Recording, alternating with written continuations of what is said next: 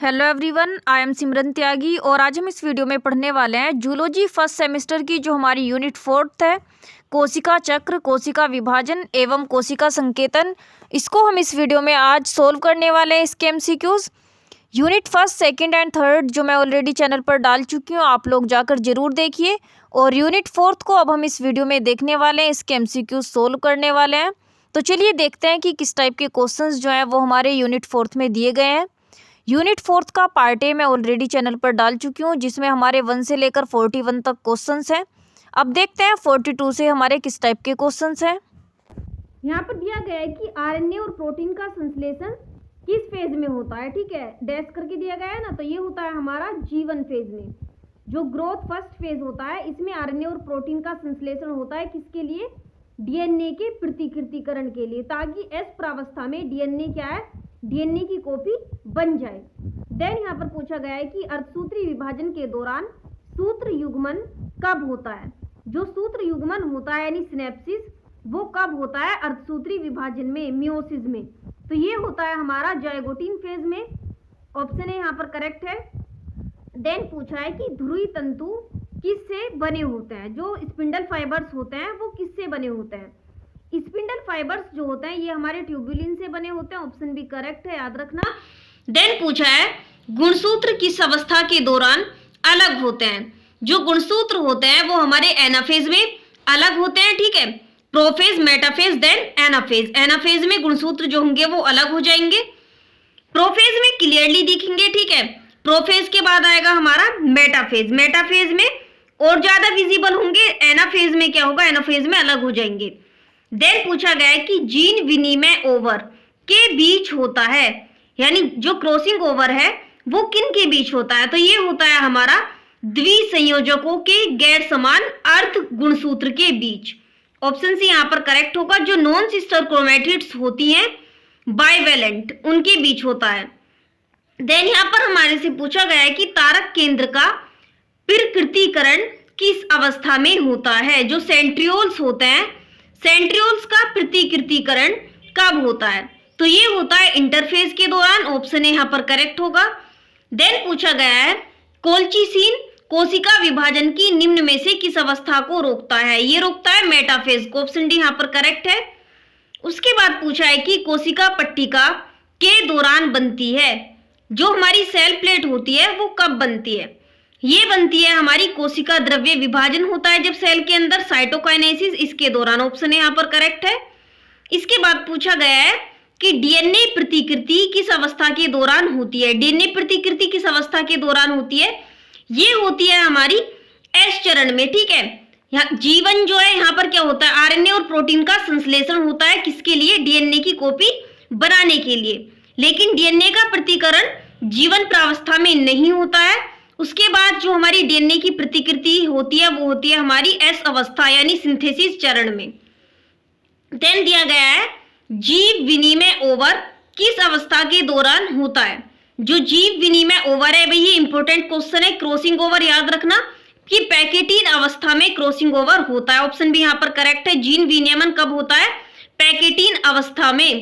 ये देखिए important question है, जरूर याद रखिए।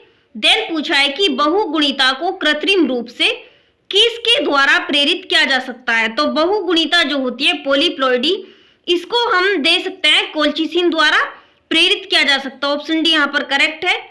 वीडियो ज्यादा लॉन्ग ना हो इसलिए मैंने जो सभी यूनिट्स है उनको दो पार्ट्स में डिवाइड किया है, part A and part B. Okay, तो वीडियो का जो 4th यूनिट का हमारा पार्ट ए है उसको भी आप लोग जरूर जाकर देखिए। क्वेश्चन नंबर 53 पर पूछा है कि गुणसूत्र भूमध्य रेखा के अनुदिश किस अवस्था के दौरान व्यवस्थित होते हैं। क्योंकि यहाँ अवस्था दी गई है, तो भूमध्य जो गुणसूत्र होते हैं वो भूमध्य रेखा के अनुदिश मध्यावस्था यानी मेटाफेज के दौरान व्यवस्थित होते हैं। ऑप्शन भी यहाँ पर करेक्ट होगा। देन पूछा है कि G1 और G2 चरण के बीच कौन सी अवस्था आती है। तो इसके बीच हमारी अवस्था आती है S phase, synthesis phase. Then पूछा है कि केजमाटा का निर्माण किसके दौरान होता है। जो केजमाटा होता है इनका निर्माण पूर्वावस्था फर्स्ट में होता है, प्रोफेज फर्स्ट में। देन पूछा है कि अर्धसूत्री विभाजन को किसके द्वारा दर्शाया जाता है। जो अर्धसूत्री विभाजन होता है इसको हम दर्शाते हैं जीवाणु के द्वारा यानी बैक्टीरिया के द्वारा। देन पूछा है कि कोशिका विभाजन के उस प्रकार का नाम बताइए जिसमें संतति कोशिकाएं जो होती हैं वो जनक कोशिका के गुणसूत्र की एक सटीक प्रतिलिपि प्राप्त करती हैं। तो इसको बोलते हैं हम समसूत्री विभाजन। नाम से ही पता चल रहा है समसूत्री विभाजन, ठीक है, जिसमें जो हमारी संतति कोशिकाएं हैं वो जनक कोशिकाओं से गुणसूत्र में एक सटीक प्रतिलिपि प्राप्त करती हैं, बिल्कुल समान। जितने गुणसूत्र जनक कोशिका में होंगे उतने ही गुणसूत्र संतति कोशिकाओं के अंदर पाए जाएंगे। देन पूछा है कि समसूत्री विभाजन शब्द किसने दिया। समसूत्री विभाजन जो शब्द है इसको दिया था वोल्थर फ्लेमिंग ने, ऑप्शन बी यहाँ पर करेक्ट है। देन पूछा है कि निम्नलिखित में से कौन सूक्ष्म नलिका का संगठन केंद्र है। जो माइक्रोट्यूब्यूल्स होती हैं उनका संगठन केंद्र कौन है। तो गुणसूत्र बिंदु जो होता है वो सूक्ष्म नलिका का संगठन केंद्र होता है। देन पूछा गया है निम्न में से कौन सा समसूत्री विभाजन का उपचरण नहीं है। ठीक है, समसूत्री विभाजन का उपचरण यहाँ पर में से कौन सा नहीं है, माइटोसिस का। तो यहाँ पर जो हमारा नाभिकन है ये समसूत्री विभाजन का उपचरण नहीं है। देन पूछा है कि उस प्रोटीन का नाम बताइए जो दो संतति अर्धसूत्रण को धारण करता है। इस प्रोटीन का नाम है हमारा कोहेसिन, ऑप्शन सी यहाँ पर करेक्ट है। देन पूछा है निम्न में से कौन सा सूक्ष्म नलिका गुणसूत्रों को ध्रुवों की ओर खींचता है। तो इसको बोलते हैं हम गति बिंदु, काइनेटोकोर, जो क्या करता है गुणसूत्रों को ध्रुवों की ओर खींचता है। देन पूछा है कि निम्न में से कौन सा जी प्रोटीन दृष्टि के नियमन में भाग लेता है। दृष्टि के नियमन में भाग लेता है हमारा जीआई परिवार, ऑप्शन बी हमारा यहाँ पर करेक्ट है। इसके बाद पूछा गया है कि कोशिका सतह ग्राही के सबसे बड़े परिवार का नाम बताइए। तो इसके सबसे बड़े परिवार का नाम होता है हमारा जीपीसीआर। याद रखना, कोशिका सतह ग्राही यानी जो हमारा सेल सरफेस रिसेप्टर होता है इसके सबसे बड़े परिवार का नाम होता है जीपीसीआर। देन पूछा है निम्न में से किस चरण में संतति अर्धगुणसूत्र विपरीत ध्रुवों की ओर गति करते हैं। तो जो हमारे संतति अर्धगुणसूत्र होते हैं सिस्टर क्रोमैटिड्स वो विपरीत ध्रुवों की ओर गति करते हैं। ये चरण है हमारा प्रतीप अवस्था यानी एनाफेज। देन पूछा है निम्न में से कौन सा प्रोटीन सूक्ष्म नलिका के विबहुलीकरण के लिए उत्तरदायी है। तो ये हमारा प्रोटीन होता है किन आई काइनेसिस, ऑप्शन ए यहाँ पर हमारा करेक्ट है। देन पूछा गया है कि उस औषधि का नाम बताइए जो सूक्ष्म नलिका के छोटे होने में बाधा डालती है। तो उस सूक्ष्म नलिका का हमारा नाम होता है टैक्सोन। देन पूछा गया है कोशिका की विश्राम अवस्था जहां यह वृद्धि और डीएनए प्रतिकृति से गुजरती है कहलाती है। इसको हम बोलते हैं अंतरावस्था यानी इंटरफेज। ठीक है, विश्राम अवस्था को हम क्या बोल सकते हैं, इंटरफेज। देन पूछा गया है निम्न में से कोशिका चक्र में अंतरावस्था का भाग नहीं है। कोशिका चक्र में अंतरावस्था का भाग यहाँ पर में कौन सा नहीं है, अंतरावस्था यानी इंटरफेज। तो इंटरफेज का भाग यहाँ पर एम अवस्था नहीं है, ऑप्शन डी यहाँ पर हमारा करेक्ट होगा। देन पूछा है कि उस अवस्था का नाम बताइए जहां न्यूरॉन्स और कंकाल पेशी की कभी विभाजित न होने वाली मौजूद कोशिकाएं जो होती है वो मौजूद होती है। तो इसका नाम है हमारा G0 फेज। ओके। देन पूछा है कि एम अवस्था को एक चक्र पूरा करने में कितने घंटे लगते हैं। जो हमारी क्या होती है एम अवस्था मेटाफेज। तो इसको एक चक्र पूरा करने में कितने घंटे लगेंगे, इसको लगते हैं 1 घंटा। ठीक है, ऑप्शन बी यहाँ पर हमारा करेक्ट है। देन पूछा है केंद्रक विभाजन की प्रक्रिया का नाम बताइए।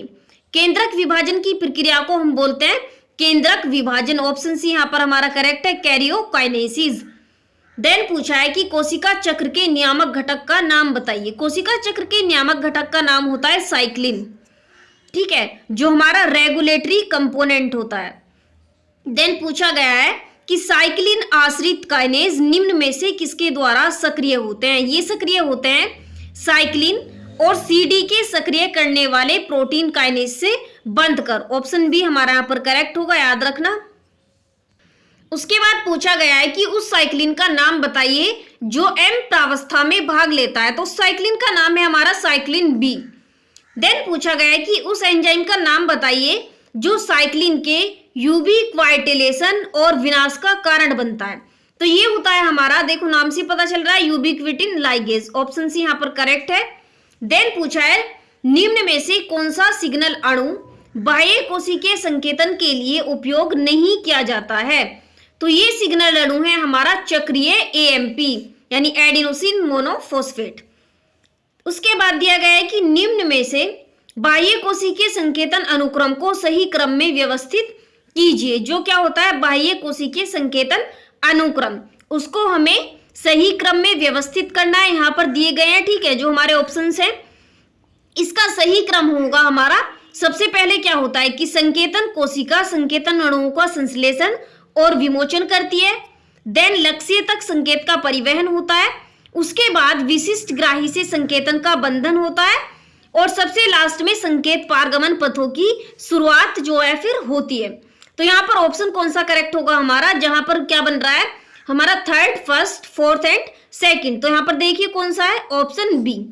देन दिया गया है कि प्रतिजनी उद्दीपनों की प्रतिक्रिया में टी लिम्फोसाइट्स निम्न में से किस संकेतन मार्ग का अनुसरण करते हैं।